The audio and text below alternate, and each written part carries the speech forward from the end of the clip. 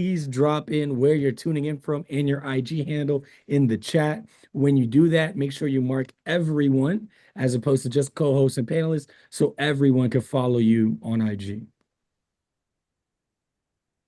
Oh, and of course, let me introduce. My name is Mag, the product marketing manager here at The Cut, and we're going to go ahead and get it popping. We are also live on YouTube. Let me share that link out with everyone as well.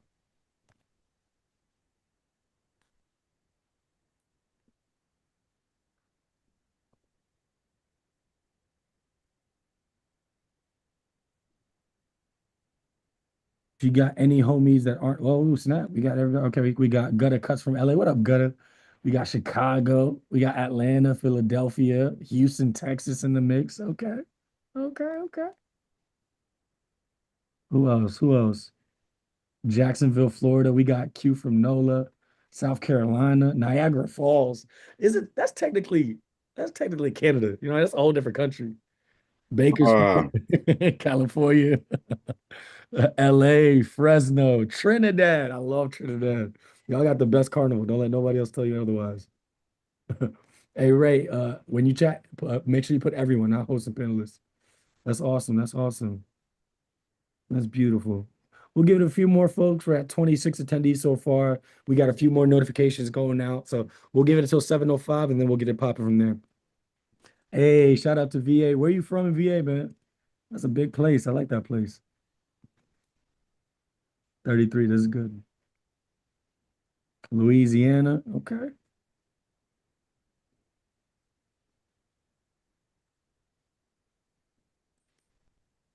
Richmond. RVA is crazy. That's dangerous. That's dangerous right there. I'm from Nova myself.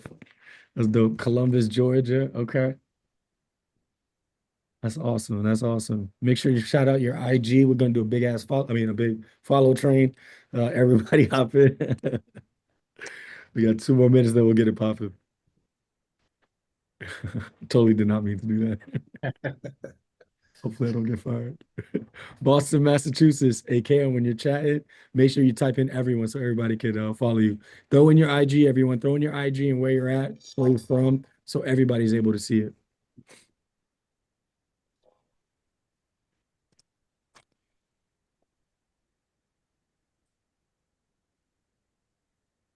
Awesome, awesome. Columbia, South Carolina, Orcutt, California. Okay, South Carolina.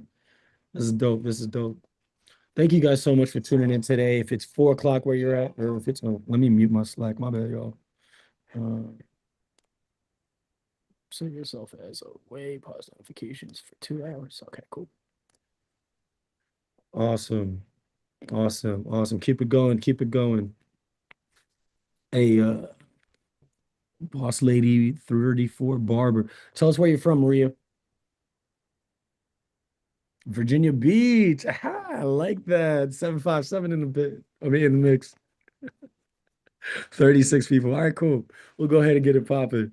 Just want to say really quickly, thank you guys so much for joining today. And tonight we have a great conversation for you guys planned. My name is Mag. I'm the Cut's or product marketing manager. And just to let you guys know, the Cut allows effortless scheduling for barbers and seamless booking for clients. And a little bit introduction on our team side, Anti-Broke Barbers Club provides barbers with the tools, knowledge, mindset to transition their passion into a successful career. Today's masterclass is titled The Unfiltered Fade. And the question that we're answering is how do you charge $600 per cut without enhancements, fibers, or filters? In this session, Taylorcutz is going to reveal how he built a loyal clientele, scaled his social presence, and priced his services to reflect his skill. Discover how to stay booked and earn trust and turn your craft into a premium brand that attracts more business. We're going to have a Q&A at the end of today's class, so please do me a favor, use the Q&A button in the chat at the bottom of your screen and ask any questions that you may have. Now, before we actually get into the class, I'm going to highlight a little bit more about some of the things that we've been doing at the Cut to help you organize and grow your business.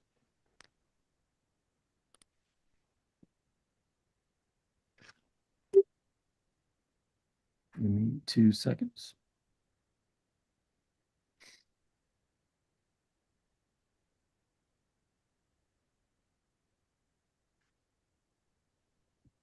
All righty. You guys ready? Yes, sir. Let me slideshow this. Let's go.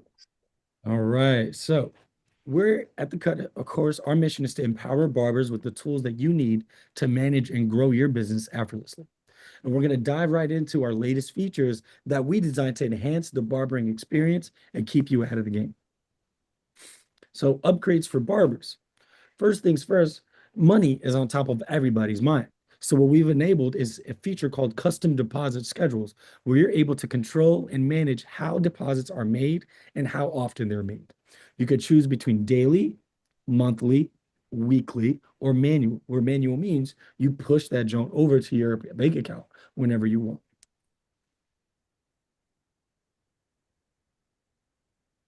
The next feature is one of our most widely requested features. It's called reschedule appointments. And what is this? Essentially, it's in the name. You can update and change your schedule exactly as you need to. Previously in the past, rescheduled only worked with client side, but we did it so that barbers are now in control of their schedule. Now, this one is going to be a major win. The QR business code booking link. You now have your own custom personal QR code that you could download, you could print, and you could share with everyone as you walk across the block. This booking link, once they actually scan the QR code, will take clients directly to your profile, allowing them to book with you easily. And our latest update is on our discoverability and booking control. Now, you as a barber can control your booking and discoverability settings directly in the app. I know it's going by this really fastly, but if you see here, you have bookings, so you could turn it off. Essentially, if you ever get too busy, you don't want people to book you, you could turn that off and not allow any client bookings and turn it back on when you're ready for more clients. Similarly, for discovery, what this means is being shown on the discovery or on the search experience in the app. So you're able to toggle that on and off based on what you want for your time. So imagine being able to use this while you go on vacation or being able to use this while you're on a break. This is how you could control that in the app. And of course, some of the newest things we've been cooking up is Shop, our new module for shop owners. You can easily set up a new profile directly on the app and adding a new owner profile. This essentially means you only need one password and you can have a client, a barber, or an owner account. After you click on owner, it takes you to the process of setting up your own shop. In addition to that, as an owner, you're able to manage multiple locations. So you can effortlessly support multiple shops from a single platform, and that makes your expansion and your growth a seamless experience.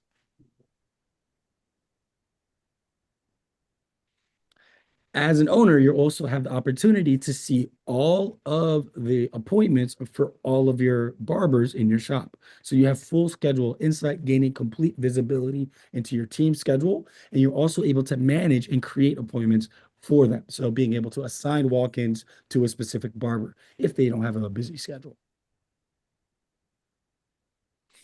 And as of right now, you're able to track and manage booth rent. So you can set it up for each barber. You can send reminder notifications and ensure on-time payments from your barbers.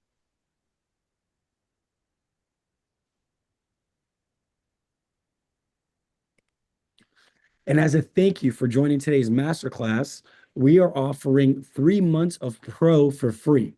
So if you go into the application and you go into redeem code on your settings tab, you type in BB class, all capital letters, BB class, Business of Barbering class. Don't forget that. You're able to get 3 months for free. Go ahead, try it right now. You can scan the QR code that should take you directly to your settings page as well. And if you have any questions about this, don't worry, we'll be able to remind you later on as well. All right.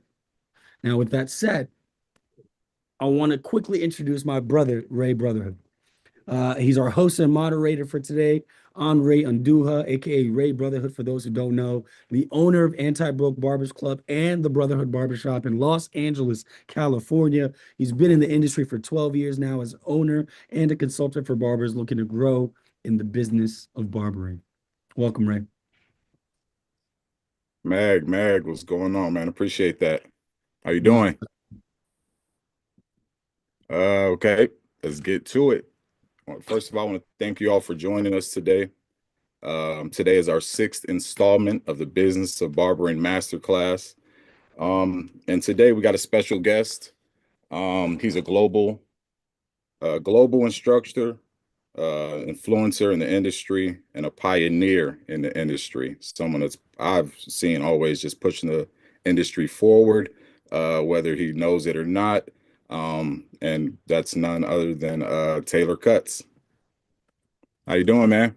Man, make some noise, man. I need some round of applause, man. That was a killer introduction right there, man. I don't think anybody's ever introduced me like that. You know what I'm saying? They just normally introduce me like, man, we got this black dude from Africa. He just comes in here, working, get in and out, charging all prices. You know what I'm saying? But I appreciate the pioneer words that you're using on me, man. I gotta learn how to say those words about myself next time. No, those are true words, man. I've seen you over the years. I've actually kind of just seen. How long have you been cutting for? Honestly, this is my 28th year going into barbering. Okay. Yeah. So I feel like this is Mag. This is right now April. This is year 13 for me. As being a shop owner, being in the industry. But I feel like ever since I've opened up that shop, I opened mine up in 2012.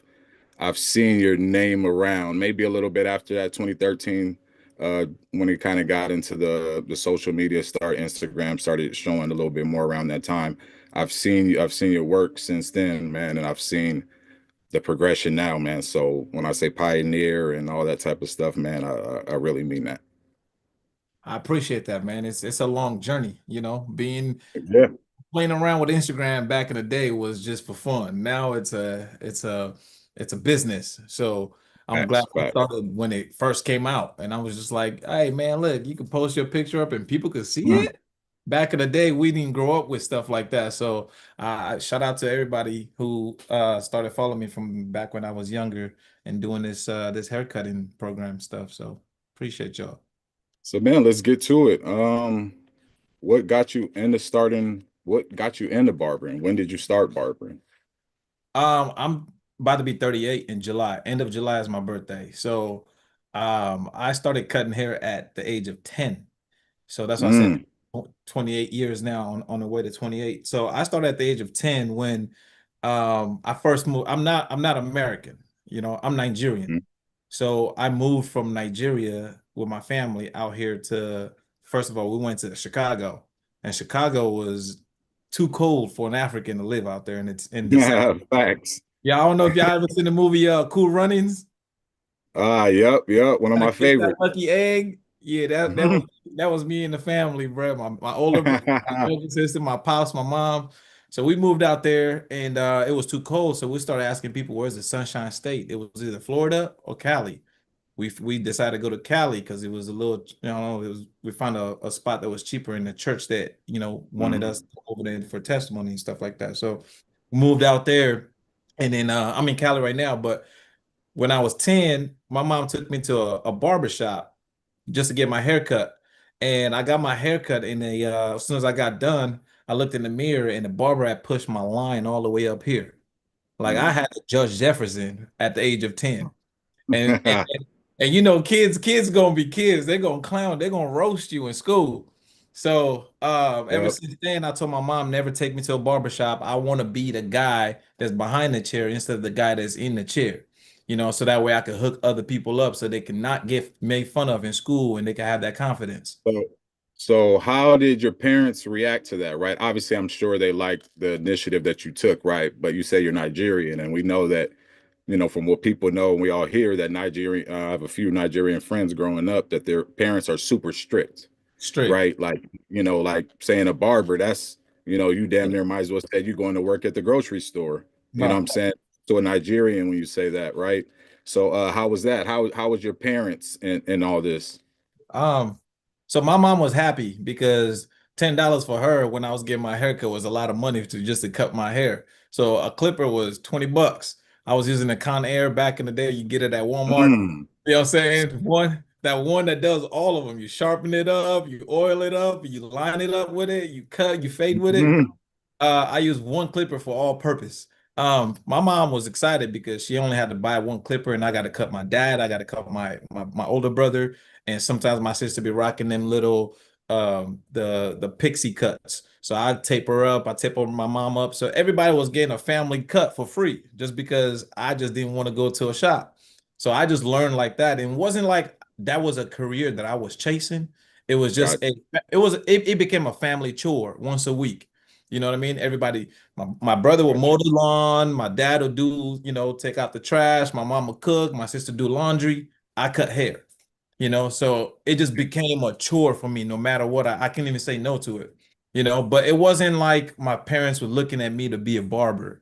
I just became good at it because I hated going to the barbershop because of my experience that I had with my hairline being pushed all the way back. So it just made me just be more meticulous and just practicing a little bit more on my siblings and family members so that way I could just do what I do in the barbershop. But it didn't take me until I was like 13, 14, 4 years of just cutting at home to be in the shop. Then I had to go to school for it. And I told my mom this is what I want to do for a living. She said, nah, the whole family just kind of like didn't want that. She wants me to be a Mhm. doctor. She wants me to be an Yeah, engineer, something different, a more well settled career than just a barber.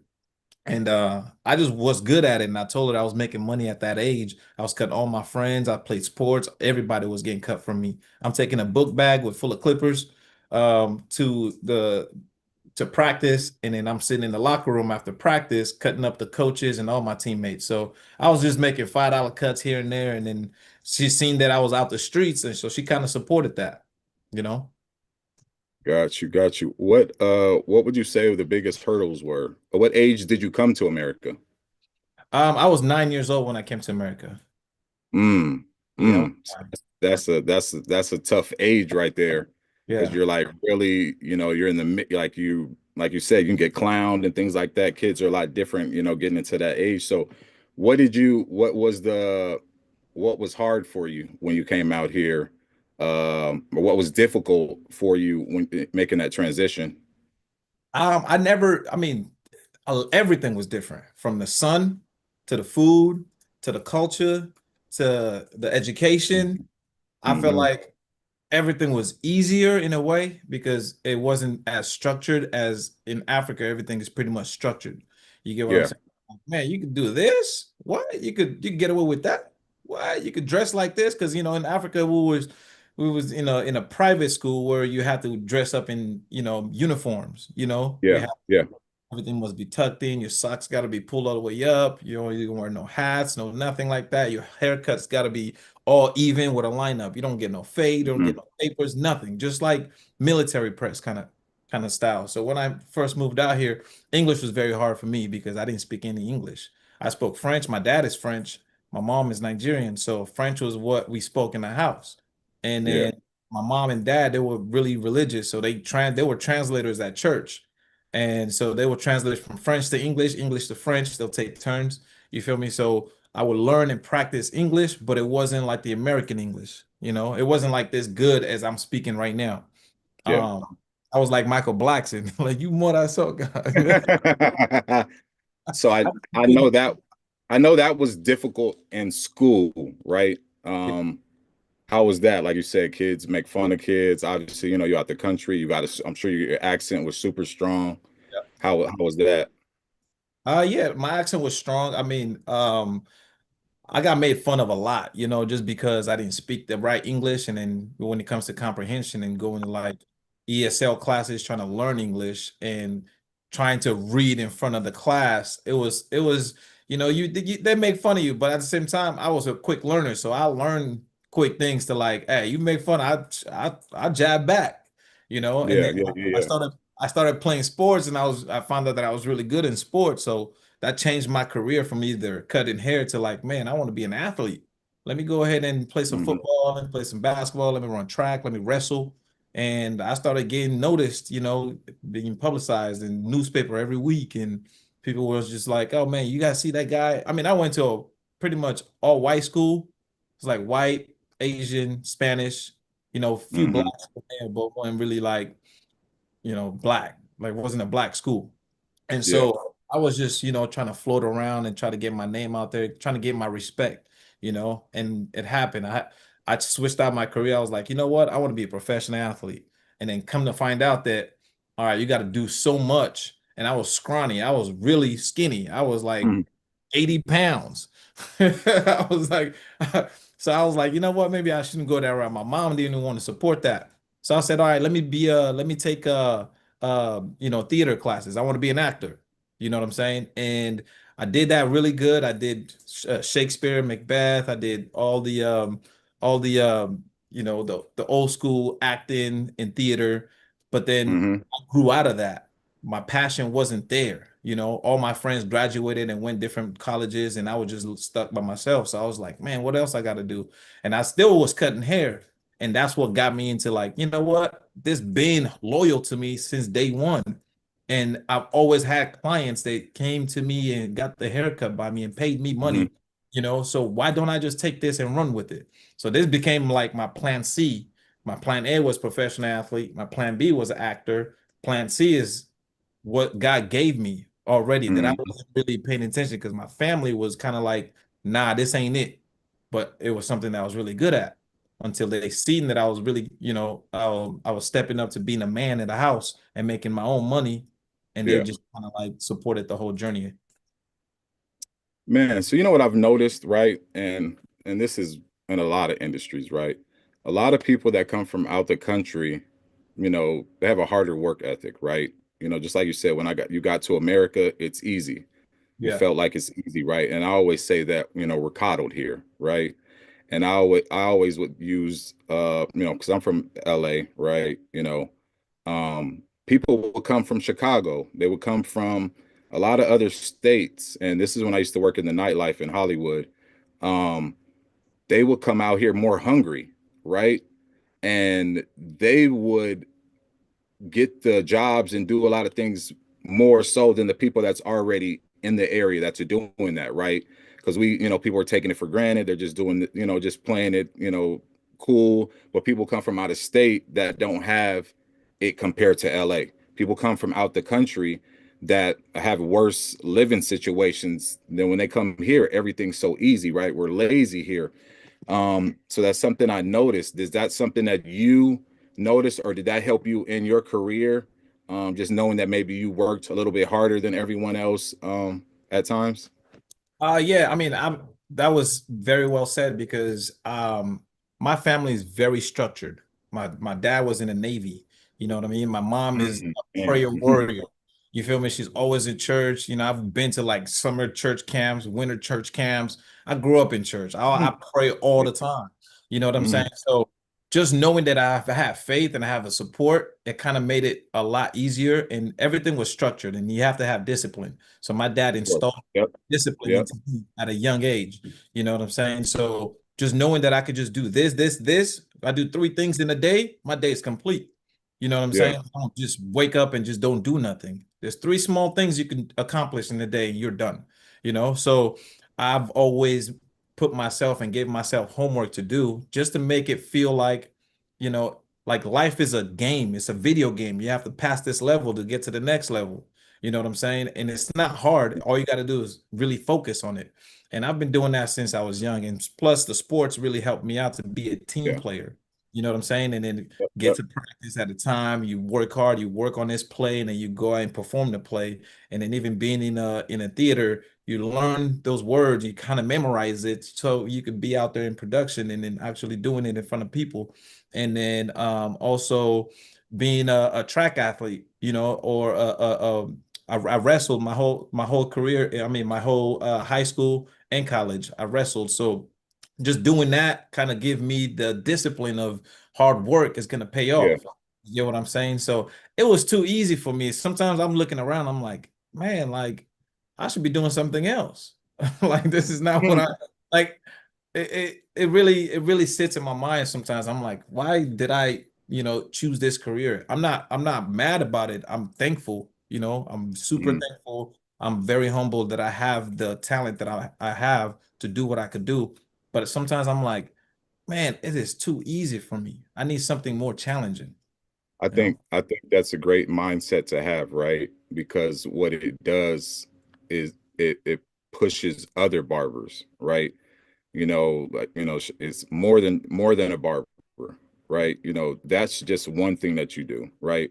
And like you said, we're good at a lot of things. You know what I'm saying? I'm good at 10 different things, right? Obviously, you shouldn't be doing all 10 different things at once, right? Focusing on one or two, but you can do more than one thing, right? There's barbers that got into, being real estate agents, or I had a barber that still loved to build cars and wanted a mechanic shop and still wanted to do that because his first kind of love was building cars and things like that. Mhm. Um, right. So I feel like we're built to do more than just that. And what you're doing, right? You're really heavy in the business of barbering. Obviously, we'll get more into that, but it just shows barbers that there's higher limits to go, right? Where their mindset would have showed I thought this was the top. Now they see other barbers passing that and showing them other areas and opportunities where to make money at, right? This industry is going into TV shows, and you see how everything's going online and things like that. So, um, I feel like, barbers like you guys are pushing things, past the limits and setting new boundaries, right? So when you say a barber down the line, it's just going to be more than just that person just cutting hair and they just think of that, right? Um, so let me get into this, man. I know, you're one of the barbers that people talk about when they talk about these high ass prices that people are charging or whatnot. Before we get into the price and all that, how did you get there? Right? What was those steps that led you to being able to feel like you can charge more or do this or whatnot? Good question. How I got to my pricing right now is when I first moved here to Los Angeles 10 years ago, I was charging $50. I was charging $50 up north in the Bay in Modesto, California.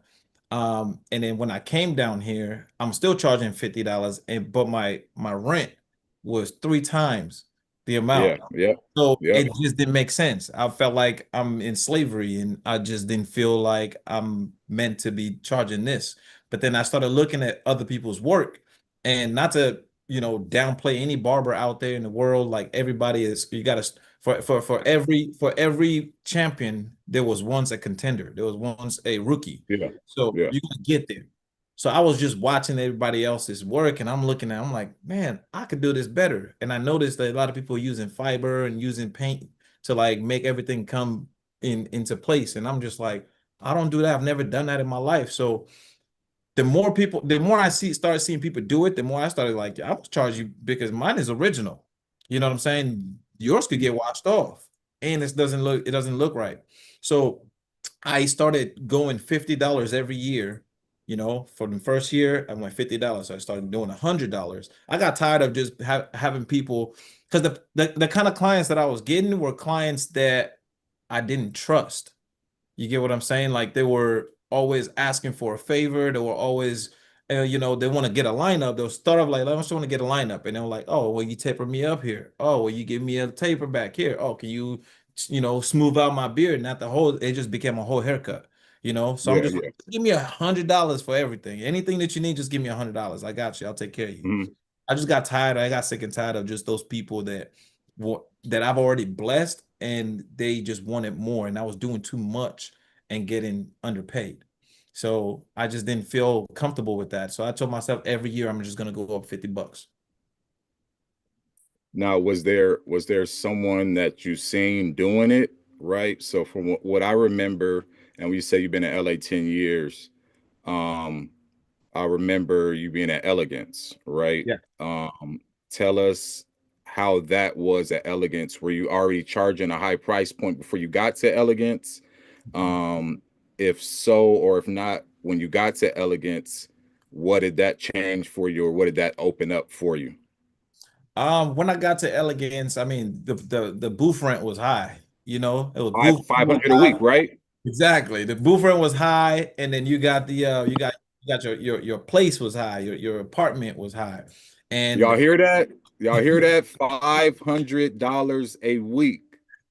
and then you got cost of living, and you got your own personal thing, your personal care that you got to do, and just that $50 wasn't having it. So my brother Jay, the CEO, he pulled me to the side and said, hey, listen, I need you to start charging $40 so that way I could bring some celebrities and sit, they could sit in your chair. And I looked at him, I said, Jay, I cut $50 back home comfortably. You want me to come to your establishment and cut less than $50 with all my bills and everything? It's not even about the celebrities. Like, this is a job, this is a Yeah, career. yeah, yeah. You get what I'm saying? The celebrities got bread already.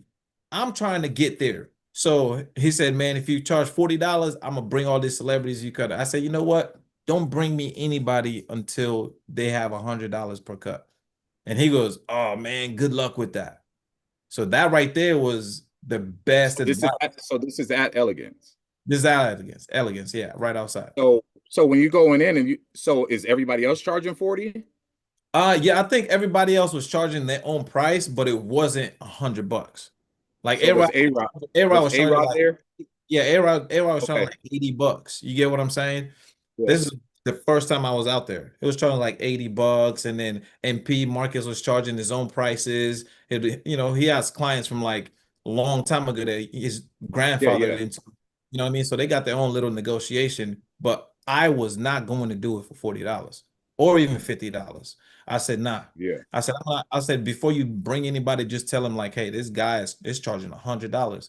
And ever since then, is the more I charge, the more people are curious to sit on my chair. Of course. So Hold that's, on. Y'all hear that bar? If anybody's taking notes, right? Can you say that again, Taylor? I said the more I charge, the more people got curious to sit on my chair.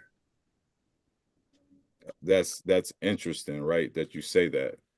I always tell barbers that, they're always worried about a client's pockets. Oh, these people, they don't got that much. They can't do this or they don't do that. Like, every person's pockets and what they're doing. They just won't do that with you, right? Or they can't do that with you, right? So there's a price for everybody. You know what I'm saying? Me being in the industry and knowing what I know, I'm not going to feel comfortable going to a $25 barber or things like that. Just kind of your mind psyche where we're at right now, right? Even for you, right? A celebrity is going to feel more comfortable. It's just a psyche thing, right?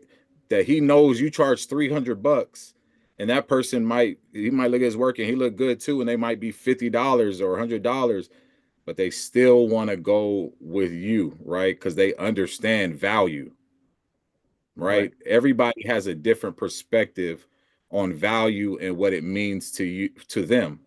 $50 might not be $50 to you, right? Everybody's different. $50 for me, a celebrity, of $50 might be a dollar bill to that person. You Right. know what I'm saying? So we all have our what we kind of cater to. Right. So barbers, when you're thinking, oh, I'm scared to go up $5 or I'm scared to do this, everybody tells you the same thing. Go up on your prices. You're going to lose the ones that don't want to pay that. You're going to keep the ones that value you.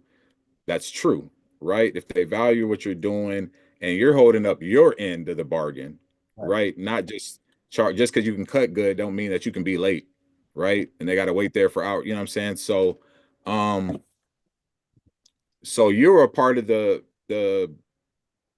change at Elegance when they went from whatever they're charging at the beginning to $100 haircuts in there or $200 haircuts, $300 haircuts. Yeah. I remember getting my first 3 clients that same day because I walked around Melrose and I was handing business cards. Mhm. I'm out Yep. here, you know what I mean? Like, social media is new, and I'm just like passing out cards like, hey, yo, I'll take care of you right now, passing business card. I had 3 clients, and they paid me $100 each for 3 clients. I was so happy. I'm talking about, Uh, like, bro, I called my bro to the back, said, bro, I just made $300 in 3 clients. They came to me. Normally, that's like a house call. You know what I'm Yeah. saying? Yeah. They Yeah. came to me, and I'm just like, bro, this shit is possible. Excuse my French, but this is possible. But like, he was like, man, he's like, man, I got to go up too on my, and this is, I'm talking about bestest barber, John. And then he Mhm. came up to me. He was like, "Yo, man, I'm gonna go up on my price too." I said, "Might as well." You know what I'm saying? Like we out here in Mhm. LA. People got bread. People wear Louis Vuitton. People wear Yeah. Nike. Yeah. People wear just regular shirt. You know what I mean? Like it doesn't matter. People are going to go where they see the value and where it's costly. You know what I mean? Yeah. There's a market for everybody. So I just wanted to separate myself from the regular day people, and I wanted to reach the high valued people. The high Mhm. valued people don't pay 100, they don't pay 20 $50 for haircuts. Nah. They really pay a lot of money, because some of the time it's not even them that are paying the money. It's the production that's paying the money. So Yep. why not? Sometimes I cut this guy named Nate Burleson. He does the Nickelodeon slime thing. He was the Mhm. host for it. So he called me one time. He was like, "Hey man, I need you to come over here tomorrow. I'm doing the slime. I'm the host." And then I was like, "Oh, I'm gonna hook you up." He said, "Nah, nah, nah. They paying for it. Charge them as much as you Mhm. want." I said, like, oh, bet. So I'm thinking still, this is still a lot of money. I was like, all Yeah. right, cool, 2,500. He goes, no, I didn't tell him. I was just like, all right, cool. He gave me the phone number and I invoiced them. And then Yep. all right, cool, that was fine. So when I went there to cut his hair, he was like, yo, how much you hit him? I was like, 2,500. He's like, man, you should have hit him for like five bands. You Funny, know what I mean? funny thing there is, right, and I totally understand that. And you guys that work with any celebrities and you get to deal with the production company, right? Um, I had one, my ex-partner, right? He had got a, H&M wanted him to cut, I think it was one of these actors, and he actually, so H&M reached out, sent out an email, right, and was asking what his cost was. If you're going to cut that celebrity there and he's paying for it, you charge him 300, 400, $500, right? But H&M emailing me and asking what his cost. So we're like, it's $2,500 day rate if you want him all booked for the day. So you want him to go to New York, so he got to fly one day, fly back one day. So that's 3 days of work, right? So we were like, damn, should I invoice them for the 7,500, or sorry, it was 3,500 a day rate. So Okay. at the end of the day, we're for 3 days, I billed them for 10,500. Yeah. And they just paid it like that. You know what I'm saying? They don't care, right? They're not even they don't even look at what it is. They Right. don't know that it's just a haircut. When you send an invoice, you could have did the haircut, you could have did makeup, you could have had somebody doing nails, you could have been doing wigs, you could have been doing all that type of shit. They don't know. They just get the invoice to them and it's just sent out, right? And you guys, this is what understanding the business of barbering is, right? And that's just business in general. Um, but when you get into this barbering industry, you pay attention to what people doing, what they're doing, how they're doing it. One thing I wanted to ask you as well, how was it working in a shop at Elegance with that type of, everybody might not been on the level that they are right now. Like you said, you have people that are there that are all dogs, but then learning off each other. Oh, you want to do, you charging that? I'm charging that now too. Oh, A-Rod does this, let me charge this too. Like, how did that dynamic work with everybody? That's a good question too, man. I didn't know the power we had because, like I said, I've been cutting since I was 9 years old.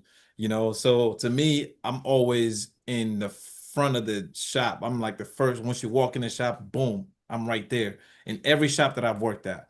So I'm always used to people rushing in, and then sometimes I'll have, even back when I was cutting in Modesto, California, I would have like 15 people waiting on me, and I was charging Mm, $15 a cut, you know? So even then, I even started saying, like, you know what? Nah, whoever is tipping me the most is who is going to get next. You know what I'm saying? So people are like, man, I got 40 for you. Man, I got 50 for you. So it doesn't matter if you you've know been they sitting got here it. waiting for me, because I didn't have no appointments back then. It wasn't an appointment. It was just first come, first serve. So with that being said, transitioning to elegance, everybody was booked out, everybody had their own strength, their own weaknesses. And I just felt like, man, this is where I need to be because everybody was booked out. I don't have to, you're not stealing the client. You're not stealing somebody's client. They come in for you. If they come Yeah, for Webster, they come for West. If they come for A-Rod, they come for A-Rod. If they come for me, they come for me. So it was yeah, that kind of powerful thing where I was just like, man, like I need to get in the least client with the most money. I didn't want to work too much. I already did all my pregame before I came here. Now let me see if I could cut one head and make 3,500.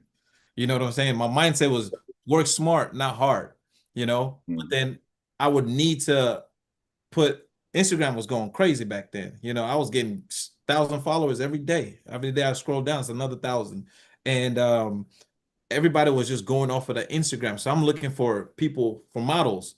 So the kind of haircuts I mm. was getting Yep, yep, yep. wasn't a model cut. So I don't post my celebrities on there. Thank you. You want to say? One thing I hate is obviously you want to post your work, you want to show you gradually growing and things like that. A lot of new barbers, but your page is your website. That's your selling tool, Yeah. right?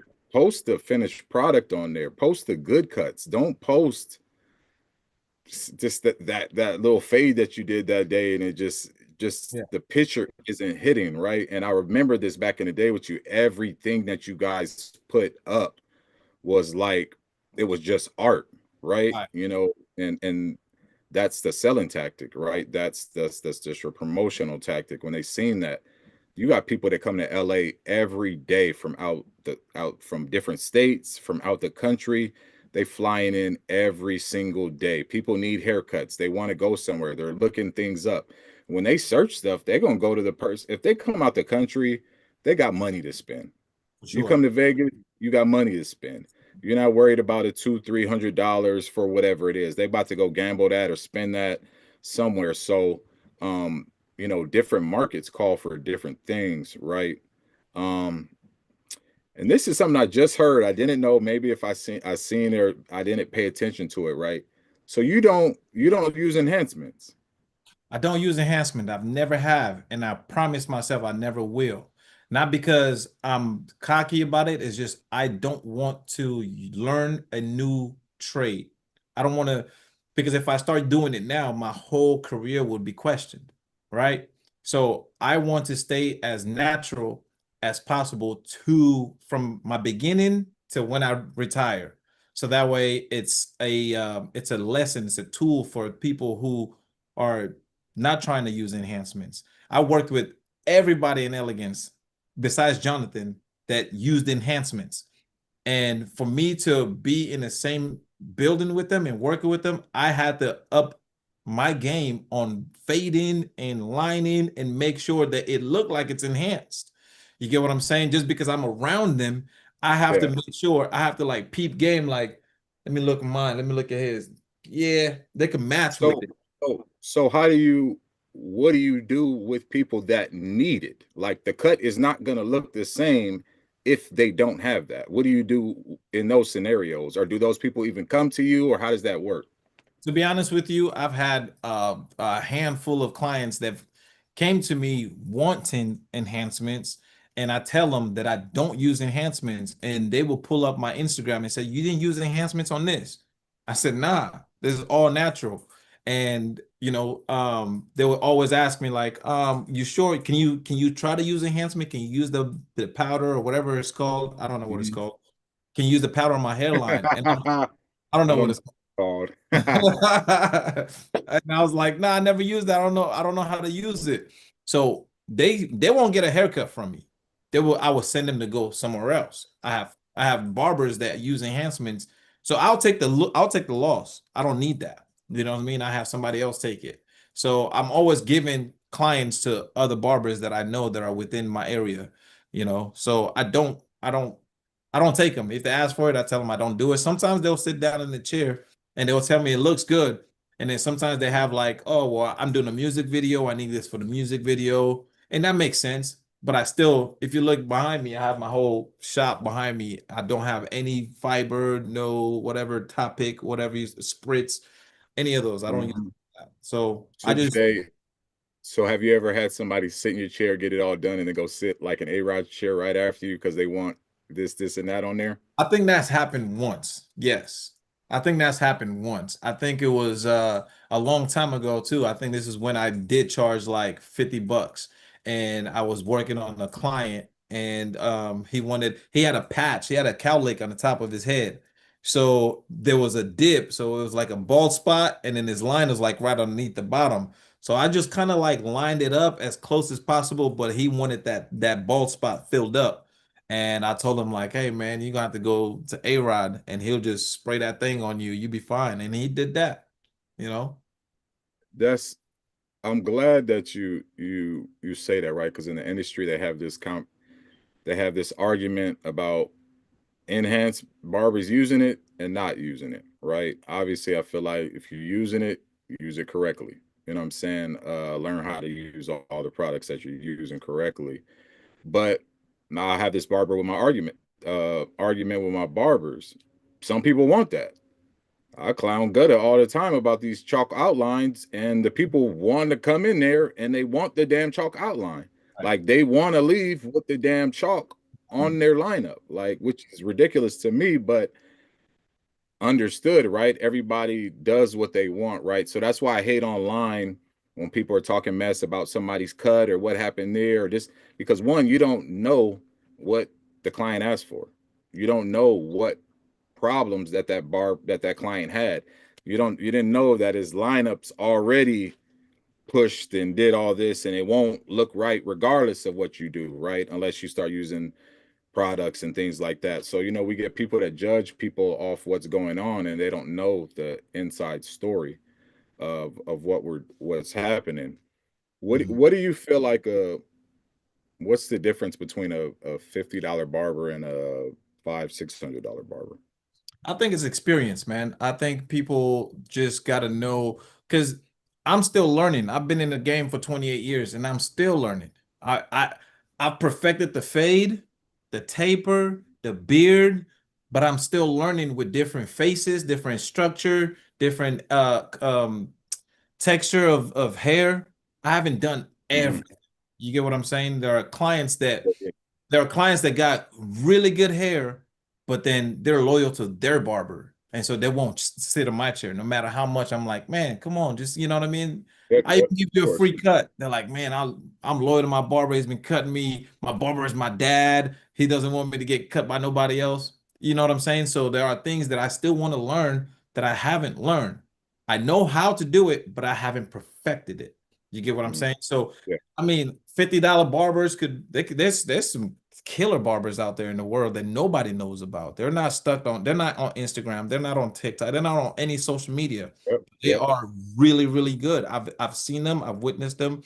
I shake their hand, I take pictures with them. I tell them like, man, if I was to own my own barbershop, I would hire you because they Mhm. reminded me of me when I was that age. And these are Yeah, young bucks. You know what I mean? So they charge 50 bucks. They're real humble with it. They just love the fact that they are in a shop working with their career and then they just passionate about it. And yeah, I'm passionate about it. This is the only job I've ever had in my entire life. I've never done anything else. So for me to see that with people, I'm like, man, it all depends on where they're at. Like me, I'm in LA, so my price is gonna be different from people that are in yep, like yep, Iowa or like they're out yep. there in, Virginia, So it all depends on where you're at in life and if this is the if this your if you're passionate about this, then Mhm. go 100%. If you're having two, three different jobs, then I get it. You just want to get this out the way, boom, you're gonna jump onto the next job and get to the next job. But if you want to do this 100%, you can charge up. Just know that you have to give them that quality of money that you're charging. You Yeah. can't give them something faulty and then expect them to come back next week or 2 weeks, whatever, how Yeah. long it takes. So and now you don't have to do all the face mask and all the ear Mhm. wax off. You don't have to do none of that. I don't do that. I don't do face mask. I don't do any of that. I just do a regular hot towel. You know what we say sometimes at the beginning, right? You'll do all these sell tactics at the beginning, right? $500 a cut, come sit in my chair, whatever the fuck you want, right? Whatever you want in this, that's what you offer in the beginning. And most barbers do that. You come get the facial, all this. But after a while, we in a rush. I don't need that facial right now. I don't need all this extra stuff right now. Right. So you're going to get that same pay. So just, um, you said time, right? Experience from the barbers thing. And to me, obviously experience is one, and I would say confidence, Hmm. right? Because all it is sometimes you saying, "Hey, I'm not charging $35 no more. I'm charging $45. I'm charging $55." Right? Being confident in doing that, being confident in your work. If you're nervous at going up $5 and things like that, it's not about the client. That's more so about you. You know what I'm saying? You don't feel like in your work that you're good enough or doing enough to where you can go at $5, $10. Like, there's a lot of things that you do as a barber, as a stylist that warrants that. And if you're doing what you're supposed to be doing, that those things shouldn't be hard to do. It's not, sometimes barbers want to jump from $30 to $60. And like you said, we're not in the right areas. Exactly. For you charging a $500 in LA, I would tell barbers, because my ex-partner would do the same thing, right? $500 in LA. But say you might be in Iowa, that price difference for you might be 175, right? And you might be killing them and have the same amount of save, the same amount of as money, just because the rent there is $600 compared to the $3,200, right? There's difference in markets, right? If you're in Dallas and you're that type of barber, you don't got to charge 500. You might charge 150. You might charge $200 for a house call, just because what you do in your market isn't the same, right? And some barbers can try to outprice themselves. So you charge, I remember you saying charging $100 for a haircut. That might be equivalent to a barber that might be saying Iowa or something like that, and they're charging $60 or $50. I've had barbers that charge $50 in these smaller areas, and they booked out all day long and telling me they want to move to LA and work at my shop. You know what I'm saying? I'm not a person that'll kill nobody's dreams, but I give you the truth. I'm going to tell you this is fast paced. This ain't, 30 days where you stay at is like 14 days in LA. That rent, that money, that stuff comes very fast. So some people are already killing in their cities, man. Just work on what you have going on, work on your craft. Like you said, time. Time can only predict so much stuff, right? So, that's what we work on. We work on our craft. And I know we're kind of getting close to wrapping up. One big thing that I definitely respect about you and what you're doing, especially for the industry, and me, to someone that looks at this business stuff all the time. Tell us how you got into having a business manager, right? Because I was a business manager for my ex-partner, right, for years. Tell me how that came about and what led you to feeling like you needed that, or did that person just come up to you and kind of tell you that you needed that? Hey, that's a good question. Normally, I would rather have her say it and tell the story because it sounds like music to my ear all over I'm again. gonna have her come on an interview. I'm gonna talk to her one day too, because I definitely love what she does. For sure. It's hard. Hey, listen, it's really hard for me to talk about myself. You get what I'm saying? I'm sure you're the same way too, Ray. Yeah, yeah, yeah, It's yeah. Of hard to course. just Yeah. talk about yourself because you don't want to perceive yourself as in like, oh, he's cocky, he's this and that. It's like, yo, you're humble with it. You know who you are, and other people don't know. They just see things that you do, and but they don't know where you came from and how you elevated yourself to this level. But Yep. with my business director, her name is Mallory Wilson. She's from Indiana. She moved out here about 10 years ago too. And I was working at Elegance and she had showed up in the shop and she had half her hair was shaved. She was bald on one side. So she normally refreshes up every week or every 2 weeks. So she came to the shop. She did her homework with all the barbers in there, and she came to the shop while I was finishing up a haircut, and she walked in, and I kind of turned around. And I was like, "Hey, you looking for a haircut?" And she said, "Yes."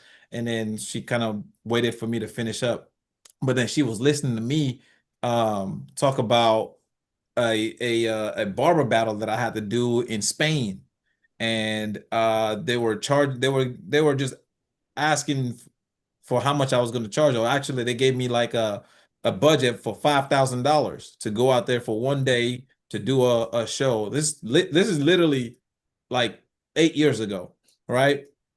And so for $5,000, go to Spain, go do a show, and come back and the next day. It takes me a day to fly out there, a day to do the show, and another day to come Mhm. back. In my mind, I was talking to other barbers, MP, A-Rod, Matt, and A-Rod, Bestis. I told him, I said, listen, man, look at this contract. It's half a page which says Taylorcutz. It doesn't have my real legal name on there. It just says Taylorcutz, and it had the amount 5K to come out there to Spain. And everybody was like, "Man, go over there, man. Go have fun. Go turn up and come back. Come have a good time and tell us about it." And I'm like, "Man." And so Mallory was listening, so she was like, "Can I take a look at that, contract?" So I gave it to her, and she was reading this. She's like, yeah, this is you might not come back if you go to Spain. This is not even Mm. you don't even have your full name there. If you're going to Spain, you're gonna need $50,000." And I looked at her, I was like, who the beep are you? Like, how you gonna tell me this is what I need? How do you know about me, first and foremost? So Mhm. she was like, if you trust me, I could write down 15 pages of a contract and send it to them, and then I'll have it within by the end of the weekend, which is 2 more days. I was like, bet. Like, she's like, I'm gonna make you rich, is what she said. I will make you a millionaire. Ever since she said that, I said, what you in here for again? She said, I'm trying to get my hair cut. I said, you're not about to get your hair cut. You're gonna grow your hair out. You're about to be my business director. You have to start managing me because you know a lot about me that a lot of people don't know. So if you're gonna make Mhm. me rich and tell the people it's gonna be 50K to go to Spain, then if it works, then you hired. She sent she did a 15-page contract, sent it to them. They're responding back like, who do you think you are? Bad Bunny? Like, we're not Yeah, we're not gonna give you fifty yeah, thousand. yeah. So I looked at her, I said, you owe me $5,000. I Like, need that 5. I need that five. You gonna have to work for me now. So ever since then, it was just more of like we work together, and she's pretty much in the biz. She has her business degree in from college, and so she's just been working with me step by step and building this empire. Yeah, yeah. Man, uh, that's super dope, man. And so how has that shaped your career, right? Because I know that people don't understand. You got a middleman, you got a person that you don't have to talk to about false and fake deals all day long. You know how that go. You walk around the expo.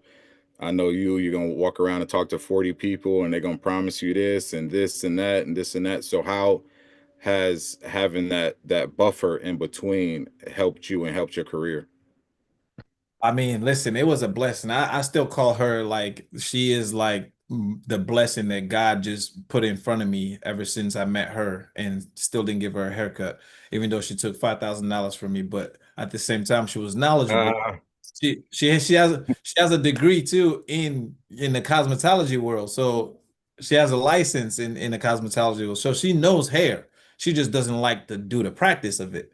She likes the business part of this, and it's fun for her as well. So I was just like, you know what, we got to work together. She threw me in my first show in LA, and it was successful. We had like 150 people pull up, and she did all the marketing towards that. And the thing is, like I said, I don't really like speaking and talking about myself.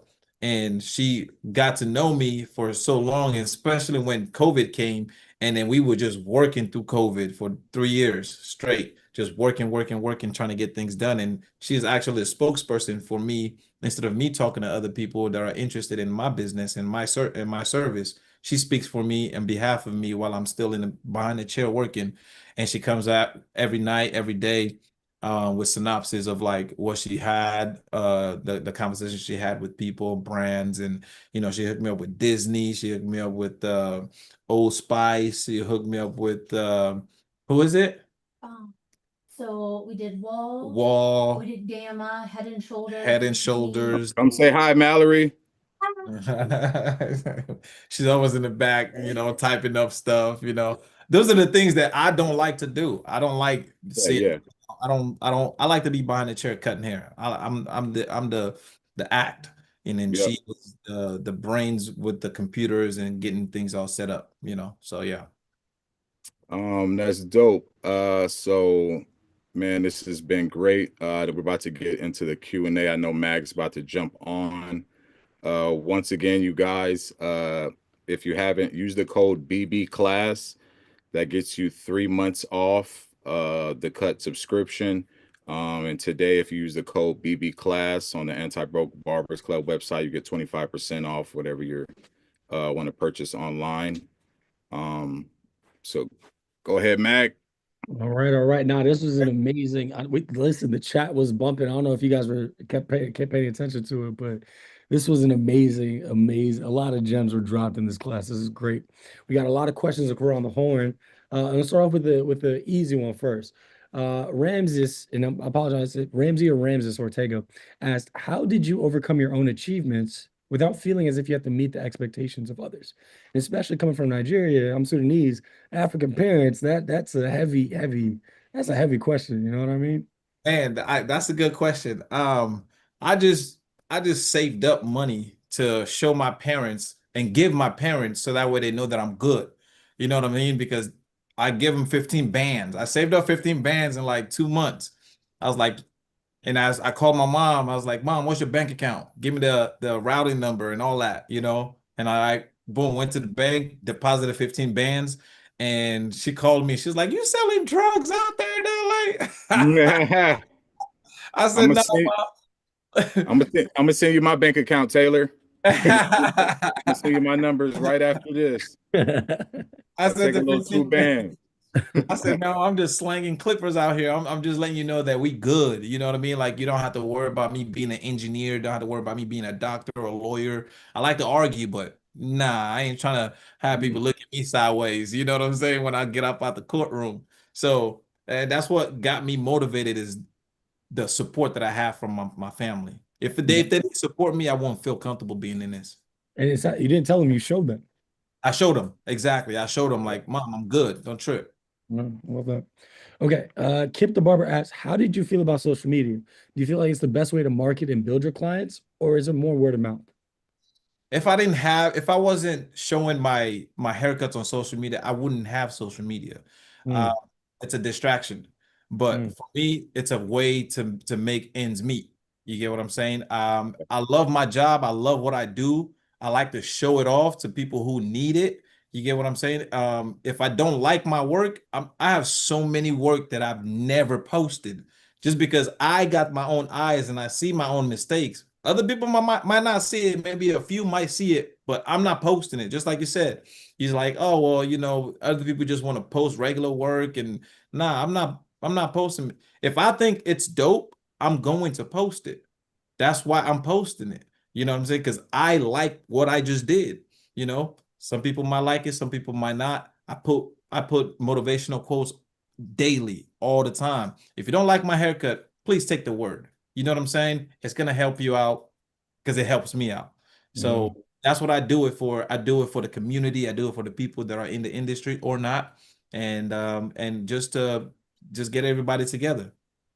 You guys, you Go ahead, brother. guys, you guys see that a barber, when you say a person's a barber, there's thousands of different type of barbers. There's just not one particular, right? Everybody has their own unique characteristics about everything, right?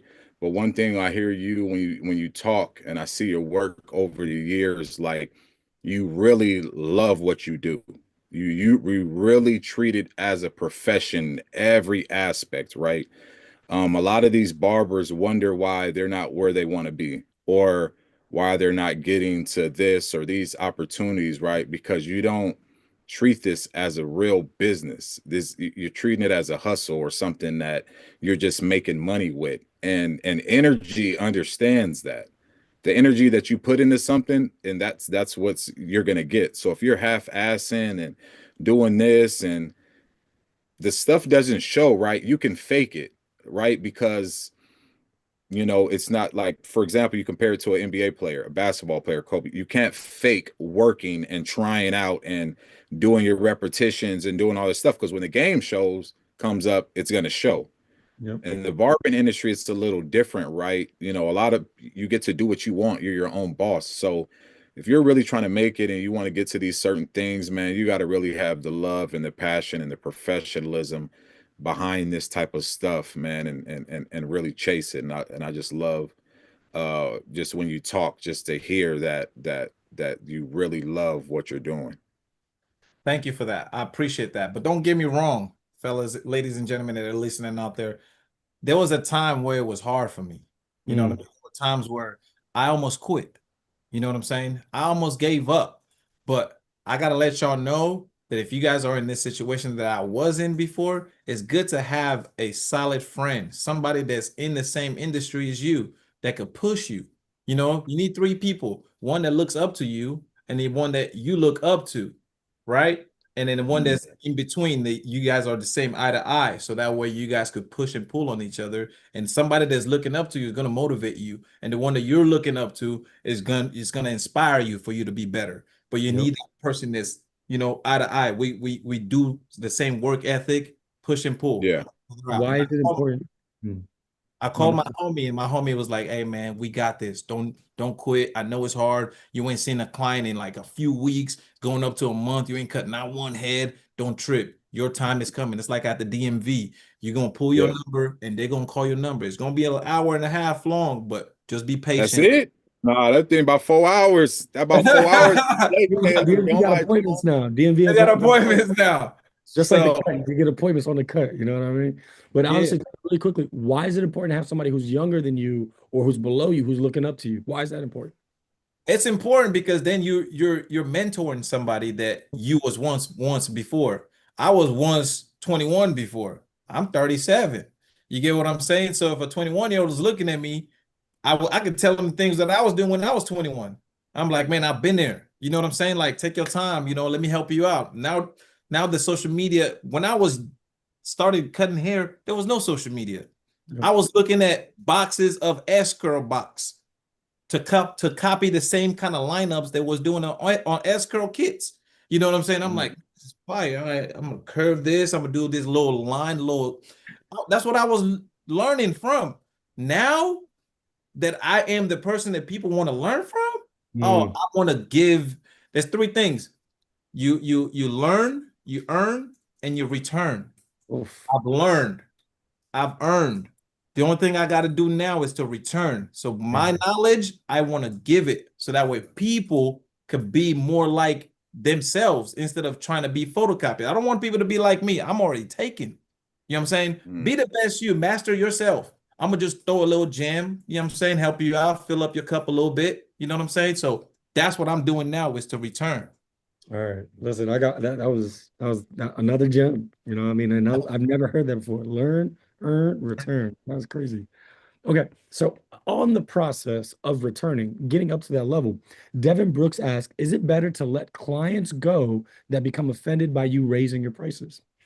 Absolutely. It has nothing to do with you. It's up to them, and that is their pockets that they can't afford.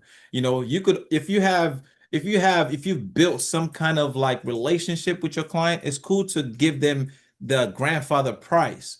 You know what I'm saying? Keep them, because they're the one who really elevated you, and you have maybe difficulties cutting the hair, or maybe it's easy cutting the hair. You will learn from them and they'll appreciate you more. But you can't do it for everybody, because if you have 10 clients right now, you cut 10 clients a day. Let's say you raise your price from $20 to $40, right? And 5 of them leave. You're still making that same amount. And now you have more time to edit your videos, to do videos for yourself. You go out, eat. A lot of barbers don't have lunch. They eat hair from, you know, they have chips and sodas. They eat the worst food. Now you can prepare your meals. You go to the gym. You got to stay in shape. You've been standing all day. Don't skip leg day, because you're going to pass out one day. I've seen people do that. You get what I'm saying? So it's okay. It's fine to let them go. But the next person that's coming into your life is going to respect you for your new price.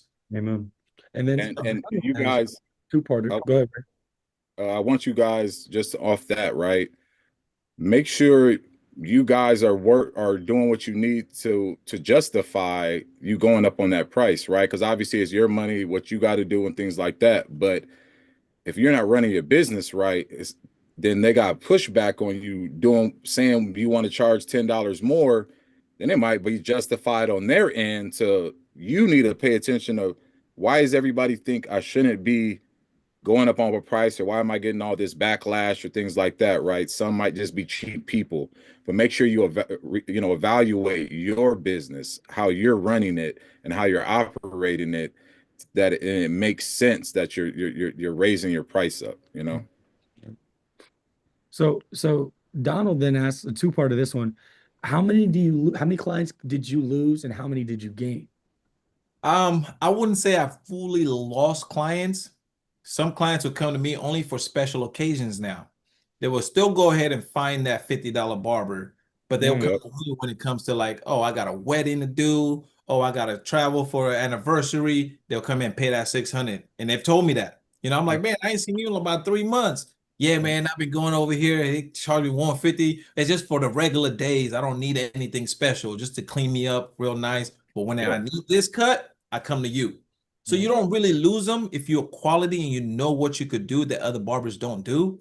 You know what I'm saying? So as long as you know yourself and you're always learning, they'll always come back. They got your number. Don't ever cancel out your client and be mad about them, or it's all right. Leave them with peace. Always. That's what the barbershop is for. It's a brotherhood. It's for a peaceful place. It's not a place for you to start a fight. It's not for you to start cussing people out and getting all ratchet. That's not a place for us. This is what manhood is. You come over here, it's a family place.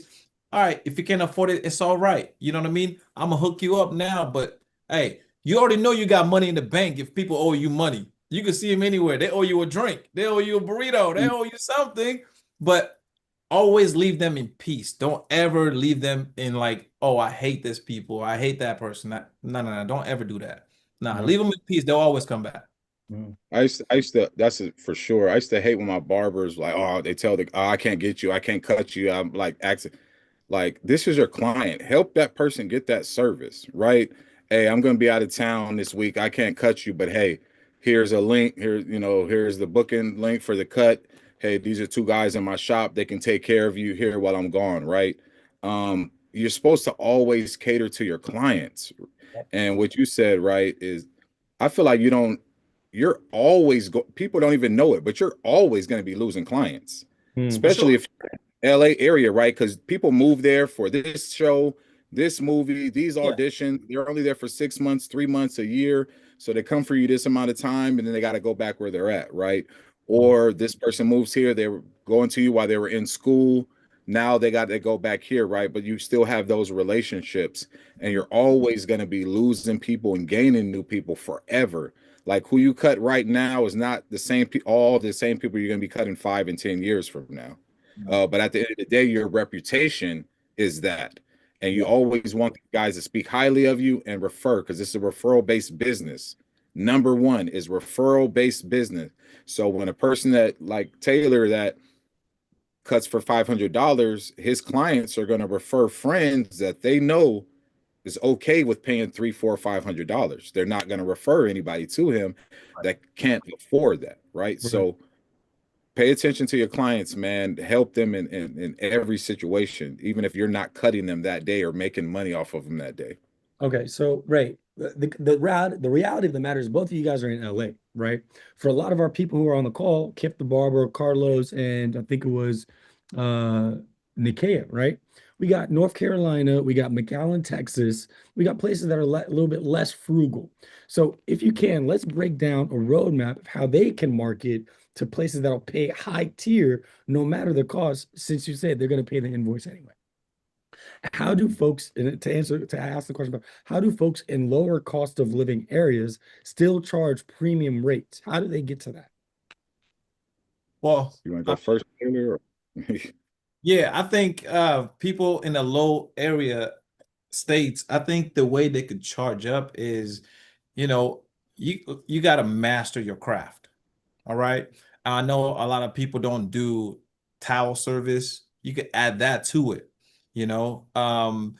razor work, razor lineup. I would say just because I don't do it, but some people might want to do paint, they want to spray paint people's hair.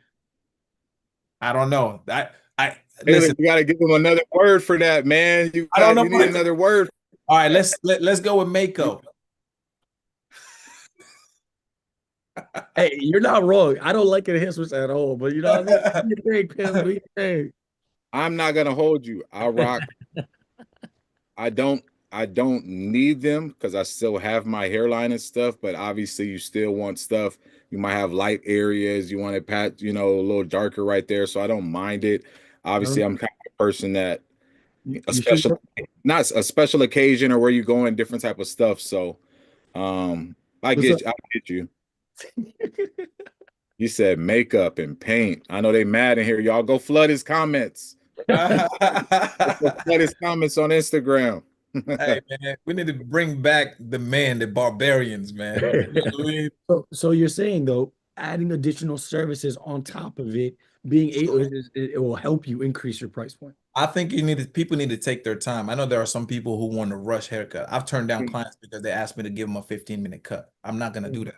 Mm. That is my billboard walking out my house, not finished. 15-minute, nah, I'm not gonna give you a haircut in 15 minutes. So I had one of my clients, Ray J, is one of them.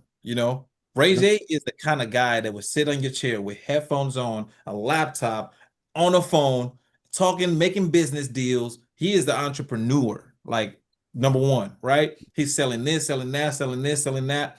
And then he wants you to give him a fast hair, a bald fade with a part and clean up his mustache for 15 minutes. I'm sorry, bro. I have to say no. Go over here to this guy, he'll take care of you. You know what I mean? I'm down to lose clients that want to rush me in my perfection. You're paying me for the time. I take an hour and a half, 2 hours max to do a haircut that I'm proud of. For you to walk out the door, I'm staring around because you got the shop light and you got the daylight. You got to look at them in the shop light, and then when they walk out, you might see some things. You might, yo, come back in here. Don't let them walk out with a line that you still see. You could see it, everybody else could see it. You get what I'm saying? Come back in. Let me flick this out for you real quick. Oh, the line is a little tilted. Let me raise this up a little bit for you. Because when they walk out, that's your name. People are gonna talk about. You get what I'm saying? So don't give an unfinished business and mad that you're not charging a high. Mhm. Practice those because that's what's gonna make you different from everybody else. Yeah. Yeah. Ray, what And you to got? me, I think in those other areas, this is where learning the business of barbering come in. Just business in general, right? You need to know how to advertise in those areas. You know how to put up Facebook and Instagram ads in those areas, right? If you're trying to get clientele, and like you said, your work has to be fire, right? When you're starting off, that's when you might, that's when you use the hot towels, the shaves. You use all that stuff. You're making videos with all that stuff to make people want to sit in your chair. They gotta want to sit, when they look at your page, they're like, damn, that was dope. Oh, I need that. Because most of the time you're doing shit that their barbers are not doing. They're just going in there getting them in and out. They're not worried about the hair on their ears. They're not worried about the eyebrows. They're not worried about the cleaning up certain areas. So people notice that stuff. You guys think that they might not, but they do. And barbers run their mind so crazy that you don't even know that you lost that client because you just have so many clients and you don't pay attention to. But there's reasons why them people don't come back, right? And those be the little minor things that another barber can take from you because they chose to pamper them or give them an extra 15 minutes and not rush, and everything's not about the dollar, the dollar, the dollar, the dollar, like every single time. Like you said, it's just the love of the game is going to take you way more further than just thinking of it as a job or just I'm going to check in and clock out, right? When you put in that overtime or you care and you want to be great, um, you're gonna figure out how to be great, right? And it starts off looking like taking the wrapper and trying to cut just like the wrapper, the box itself. So this next set of questions is more for Taylor in terms of a business manager. So outside of the chair, do you recommend every barber to get a business manager? There's a couple of questions. So how do you keep up Hell with no. taxes and write-offs? Most schools teach you to pass exams and get licensed, and that's it. But is there any recommendations to stay on top of income reports, expenses, inventory? Do you have health care for yourself? And again, how do you pay taxes? That is a great question. I don't think every barber per se should have a business director. But if you're honing into this 100% and this is what you bleed, this is your passion, this is what you want to do, yes, it 100% helps you to have a business director. My business director helps me with a lot, from like cleaning, helping me clean the shop, set up the shop. You know what I mean? I could have like 5 to 10 clients a day, and I'm tired of my legs. I need to get off. I'm getting older now. Yeah, I ain't 21. You feel me? So your legs they start to hurt. So you want to take a load off, and then especially when people are sending you DMs, I answered all my DMs. You know what I mean? And I have my business page that she runs. You know, so people send DMs and people reach out to, oh, we need to do some kind of like content with you. And I'm not gonna be the one talking to her. I'll screenshot it and send it to her, and then she gets to Google it and talk to them from LinkedIn and everything else. I don't have a LinkedIn. She does. You get what I'm saying? So she is known to be the face of, she's the behind the chair of my company, and I'm the face of it. So you don't really directly talk to me. If you want to talk to Chris Brown right now, you're not going to be able to reach him. You're going to go to his director, his manager, all that, and then they tell him what he needs to do. You get what I'm saying? That's the same thing. But just because I'm going 100% in, I definitely need that side help. And yes, I'm insured on my hands are insured. I insured my hands. If I get hurt, I need to get paid. You know what I'm saying? I can't fight. That's for everybody out. Don't try me though. Just because I'm saying I can't fight. Don't try me though, man. That boy got hands, bro. You know what I'm saying? But no, I got my hands insured. I got full coverage. I have health insurance. I have life insurance, um, business insurance. I bought a crib 3 years ago here in Inglewood and built a barber shop in the back of my house. Oof. So I ain't got to deal with traffic. You get what I'm saying? And that's a tax write-off. I do pay taxes every year. I got, it's a three bedroom. I turned one of my rooms into an office. So that way it's a tax write-off. You get what I'm saying? That's where Mallory works. She works in the office. So she's doing her business meetings and all that stuff. And I'm out here cutting up. So everything is on purpose. I move intentionally. I'm not just doing things out of pocket just because I want to do it. Now I have to think about this move and strategize. So yes, everything is worth it if you're doing this 100%. But if you got 2, 3 other jobs that you want to do, it's going to be a little bit difficult. But it's easier for me to do this. Yeah, I don't think every barber needs that, right? Because everybody's not even doing the same shit. 99% of the barbers are not even in the kind of the elite grooming world, right? Where you need that. Everybody has their few celebrities or their athletes and things like that. But if you're a person that's on set and doing stuff and you have the notoriety like a A-Rod and things like that, you definitely do want to have a manager. And maybe if you're inspiring to get to that, right? Those things will happen later if those things come about. But right now, you guys should stay in business classes. You guys should stay around people that know business, the business of barbering. Once you graduate, use this, make sure you go take classes, go learn from other people. Do those type of things right now and see where that takes you. And if these things happen down the line, then so be it. Like, Taylor Sandy's been cutting here 28 years. How long have you had a manager? 7, 8, 7, 8 years now? 8 years. Yeah. 8 years, right? That's 20 years later getting to a manager. Right. Knowing what you're doing, right? So do the job first, become something first, get to a certain level, do shit in your community and run the community and things like that before we always jumping into that final thing, because that's might not be needed for everyone, right? That's only needed for a few barbers in the industry. So to each his own. I would say no. If that's something that you guys are worried about right now, you need to stop it and figure out the real shit that you need to be worried about right now and focusing on. But for me, no. I think everybody definitely need coaches. You definitely need coaches and mentors and things like that to help push you and help you get to the next level. And right to your point, Taylor wasn't even looking for a manager. Mallory went up to him, brought up a suggestion, and then that relationship formed from there. So it's one of the things It that happens when you create. Yep. Right. Yep. It happens when you put that energy out there. It's going to come to you. Right. Mallory got a sister is crazy from gutter. That's crazy. Mallory got a sister. Mallory got a sister is crazy. All right, I think we have time for two more questions. Go So ahead, knock it out. and this one is actually a very interesting question. Jay asked us, for us barbers who take payments through the cut, I've had customers who are afraid to take or place their card on the app in fear of scams or their card becoming compromised. He specifically turned them away. He wants to know if he was wrong to do that. Is there a better way to handle those situations? What do you say to a customer who wants to go around your way of doing business? I mean, I would say not all money is good money.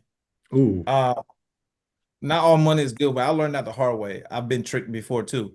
And it is what it is. You know, you sleep, you what's it called? You snooze, you lose. yeah, I had a client come in and he didn't want to book. I was with Squire back then. He didn't want to book with the Squire, and he was just like, "Hey man, I got cash." I said, "All right, bet. Come on. Sit down in the chair, cut him up. It's time to pay." He's like, "Man, I left my wallet in the car in the parking lot. Let me go ahead and grab it." Never came back. You know what I'm saying? Like I could have grabbed the ID from him or bank card, something, so that way he could come back, but never did that. So, and ever since then, I was just like, yeah, nah, you got to pay me before. All my clients pay me before they sit in my chair. nice. Like I don't deal with any No, client doesn't. They pay in my booking app, and then they sit in my chair. Once I'll call Mal and be like, hey, is he paid? Yep. All right, cool. Now I'm performing. Yeah. So that's what I do. no, you guys, everybody doesn't. Damn, kind of got a brain fart real fast. Good. Go ahead. Yeah. Go ahead. Yeah, no, but it's honestly like I feel like so what I'm hearing from you is there are people who are going to try to circumvent and try to go around it. You learn the hard way, and then from there, then it comes where you reinforce your model. You reinforce how you do your work, and you don't change that no more. For sure. Yeah, I think that's just your business. That's how you run it, right? Mhm. Everybody needs to book online. You need to pay up front. You guys that complain about clients not showing up and you're not getting paid, that's stupid. That's over. You should have been past that, right? If they don't want to book, they don't want to put the card. We're in Bounce it. 2020. We're in 2025. I could see if somebody's talking about they didn't want to do their card in 2015, 2016, whatever it is at that time. But we're in whole different ages now.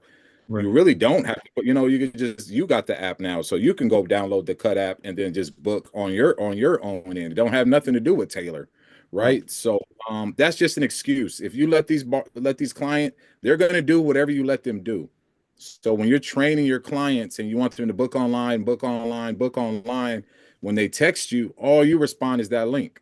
All you respond is that link. You have to train your clientele to go the way you want it. And if that's not what they want to do, then obviously they got to go to someone else. And once they mess they cut up, in a couple of weeks, they'll be right back to you. So It's a business. It's a business, and it comes with boundaries. You don't just accept everything. And like I said, all money is not good money. I've seen people that take any kind of money and got burned. You know what I mean? And it's like, so I turn down clients. I wish I didn't, but I do. I work from home. This is where I live. I have a shop in my backyard. This is my whole safety. You get what I'm saying? yeah, If you don't look apart, if you don't come correct, if you got Uzis in your Instagram, you got money sticking out your pocket, you got all this, and you're like, oh, I need to come over there and get a haircut. No, I'm gonna turn you down. I'm sorry, that's not the kind of all money and good money. You're bringing attraction that might have the whole block kind of like, you know what I'm saying? I don't want that to come to where I live. Now, if I'm working at a shop, it's different. I'm out in public. It's a 9 to 5. It closed down. My house is open. You get what I'm saying? And so that's why I turn down those kind of clientels that want to come in with all the accessories. I don't want that. Now tone it down. Maybe book online. That's fine. Put a collar shirt I on. know, I know we might have a 30 seconds. I'm not sure if it cuts off right at 7:30, but I definitely want to thank you guys all for coming. I want to thank you, Taylor, for this conversation. I definitely want to have more conversations, dive in a little bit more. I love the business of barbering mindset that you have, and that's what we want to preach here, the Anti-Broke Barber Club and the Cut. It's more than just a barber. We want to make sure you guys know and understand the business so you can live freely, right? And it's not going to say we're not going to have issues and problems and life situations, but we want to make things easier for you, so where you don't have to worry about that and work in, and you have more time to say spend with your family or worry about real life problems, right? So definitely want to thank you guys. If you want to say anything else, Taylor, as well. Man, y'all been amazing, man. Thank you guys for this dope questions. It's the cut. This is like a beautiful space that we could all share ideas and our mindset in the same fellowship that we all got going on, barbering. Did we lose him for a sec? Look at Mallory shut that internet off at 5:30. She got it right on time. you said the pay. You said the pay was done at 5:30. It's over. Not a minute more. This is why everybody needs a Mallory right here. This is why everybody Yes, needs. Mallory or the sister, man, hit me up. Yeah, make sure you guys follow Taylorcutz. Of course, if you don't Yeah. already, follow Bray at Anti-Broke Barbers Club. Follow us at the Cut app. And sorry we didn't get to everybody's questions. This was amazing. Thank you guys so much for joining. And we're gonna call it right here, man. Y'all have a good one, man. Have a great night, everyone. Mallory's a menace. That's hilarious. Shout out to Mallory, yo. Thank you, everyone.